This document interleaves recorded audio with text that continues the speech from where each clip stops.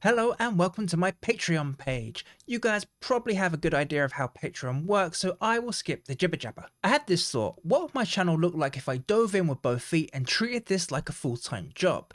Maybe with some viewer participation, this could be an option. Have a look at the Patreon page for a full list of all the benefits, but right now let's take a look at the good stuff. In the first tier named Roadie, you get exclusive access to the Patreon only update feed, where you can expect to see announcements behind the scenes, polling, and even some video and content that I don't plan to put on YouTube. There's also monthly Patreon live Q&A live streams and early access to all of my future videos. In tier 2, the base tech, you get exactly the same as the Roadies, with the addition of your name listed with my thanks in all future videos.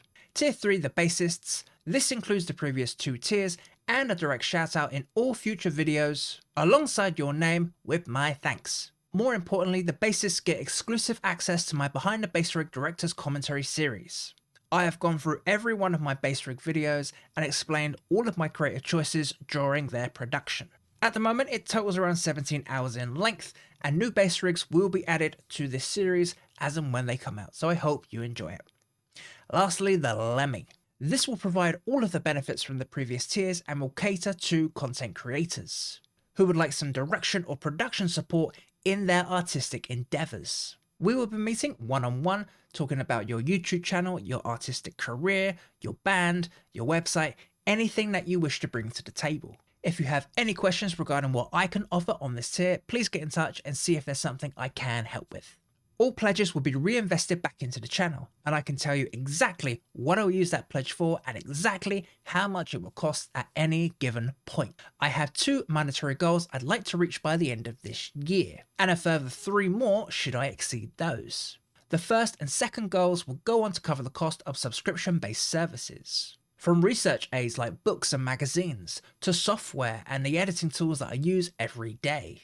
Having these costs covered will be a massive weight off my shoulders and allow me to produce more informative videos in a quicker time frame.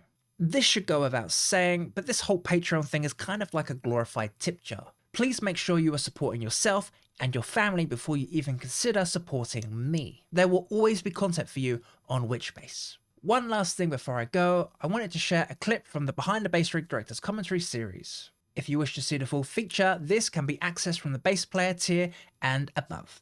Thank you very much for your support, and I will see you next time. We're 8 seconds in, and I'm digging on Dave Mustaine. Okay, that must be a record.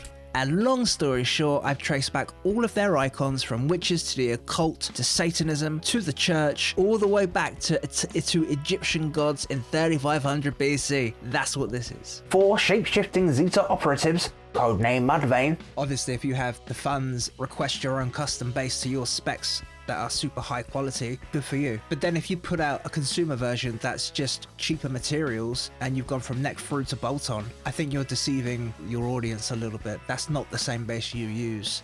I just want to say about this concert, I watched it and they played Memory Remains, and at the end, crowd kept repeating the ending. And it went on for ages and ages and ages. It was such a cool moment where everybody was just singing and going with it. And Lars bashing his drum kit, trying to get him to stop, and then swinging his drumsticks around. Stop it, stop it, stop it. What a clown. Ridiculous. It's a strange bass, I don't know why anyone would want it, but at the time, I don't know if you guys are familiar with this pickup was interchangeable, and the idea was you keep the bass as is, and then you would get like different pickups, I guess stronger, weaker, P-types. It's an interesting concept, and you know, people are doing that now, swapping out pickups. So way ahead of its time, really. Can I just say, like, that is crazy. I mean, most people can't play their instrument now. Yet he was singing, playing keyboards, playing guitar, playing bass, and playing the foot pedals. He is a fucking octopus. He is mental. I'm paying attention to the word said and finding different ways to say it. So Ryan declared, Ryan stated, Ryan shared, Ryan claimed. Don't want to keep saying he said, he said, he said. So I'm very aware of saying he said, and I always try and get rid of that word said. It's annoying. And also, I guess on a tangent, the word so. So, to start a sentence. I fucking hate that, and I'm doing my absolute best to rid that out of my vocabulary. So is not the start of a sentence. You can have pauses, but you can't say so. All I wanted was a Pepsi, and I want you to subscribe down below. Back to the show.